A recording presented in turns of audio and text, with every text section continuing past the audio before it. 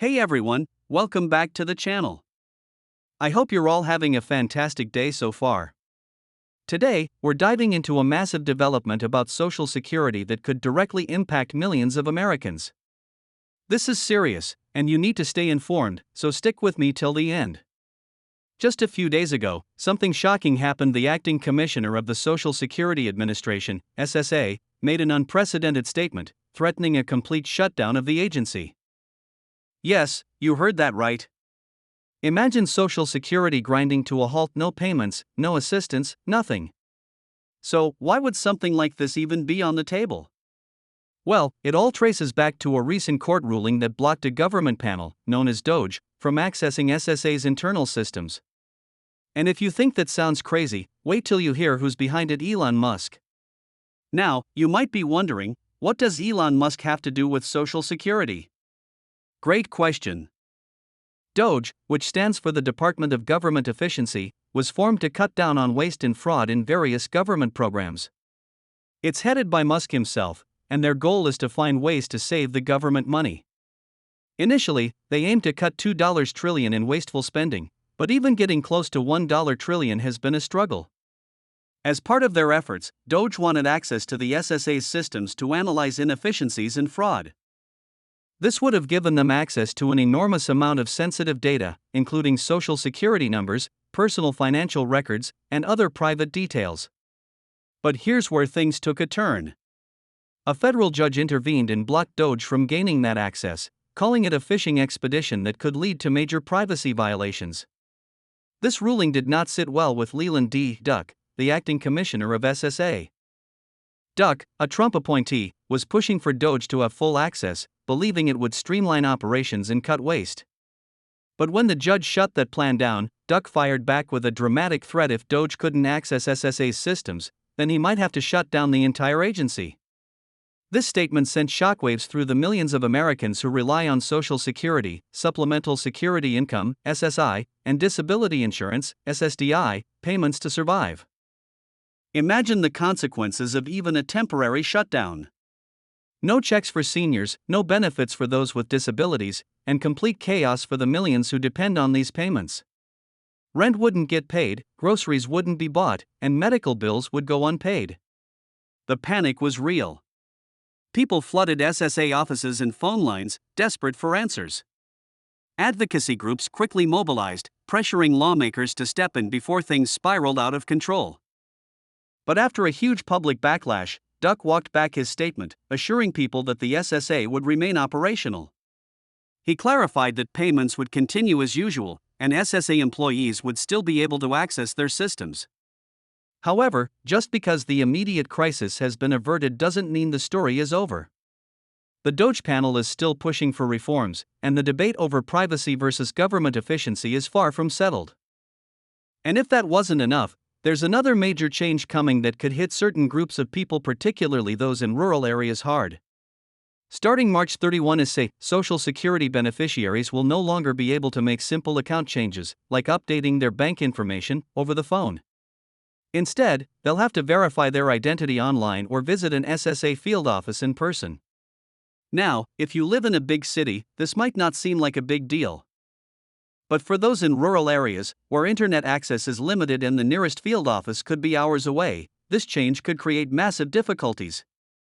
Take the case of Veronica Taylor, a 73-year-old woman in a remote part of West Virginia. She doesn't use computers, doesn't have reliable transportation, and just to get to a field office, she'd have to drive hours. For people like her, these new requirements could be a nightmare. The SSA says these changes are designed to cut down on fraud, particularly cases where criminals use stolen Social Security numbers to redirect benefits to their own accounts. By requiring stricter verification, they hope to prevent scammers from exploiting the system. But in trying to solve one problem, they may be creating another, making it much harder for honest beneficiaries to manage their accounts.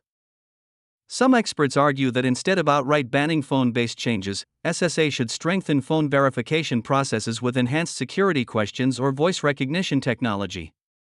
Others suggest SSA should offer case-by-case exceptions for elderly or disabled individuals who face legitimate hardships in accessing online or in-person verification. Meanwhile, concerns about Doge's involvement in SSA continue to grow. Critics argue that giving Musk's panel access to sensitive government databases sets a dangerous precedent. While efficiency is important, privacy advocates worry about how this data could be used or misused in the future. Could this open the door to broader data collection on American citizens? Could it lead to new forms of identity tracking? Additionally, some lawmakers are stepping into the debate, proposing legislation to ensure that Social Security remains independent from external agencies like Doge. They argue that while fraud reduction is necessary, handing over access to a third-party group, even one led by a billionaire, creates unnecessary risks. There are also concerns about what this could mean in the long term. If Musk and his team gain access, what's stopping other private entities from demanding the same? And what if future administrations use this as a way to justify privatizing Social Security altogether? Adding to the complexity, some economists warn that constant uncertainty around Social Security's administration could weaken public confidence in the program. If people start believing their benefits aren't secure, they might start withdrawing early or pushing for alternative solutions, which could put even more strain on the system. This is why some experts argue for long-term stability plans that ensure Social Security remains untouched by political battles. For now, your Social Security payments are safe. The shutdown threat has been walked back, but the tensions behind it are still simmering. Doge is still pushing for more access, and if they succeed, it could mean big changes in how Social Security is managed.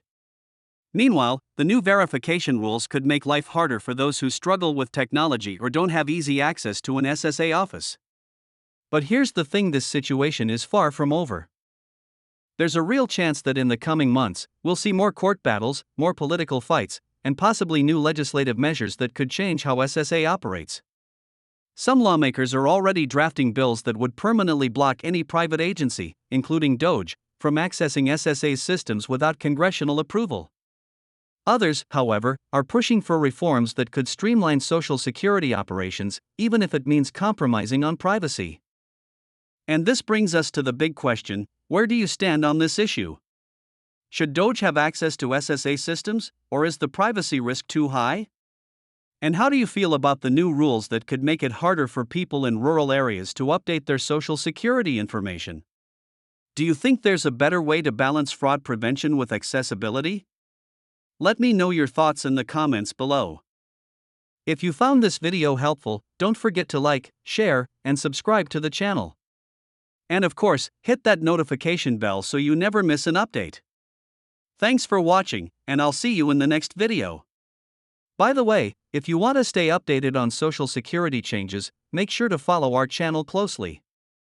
We bring you the latest news and updates so you can always stay ahead. See you next time.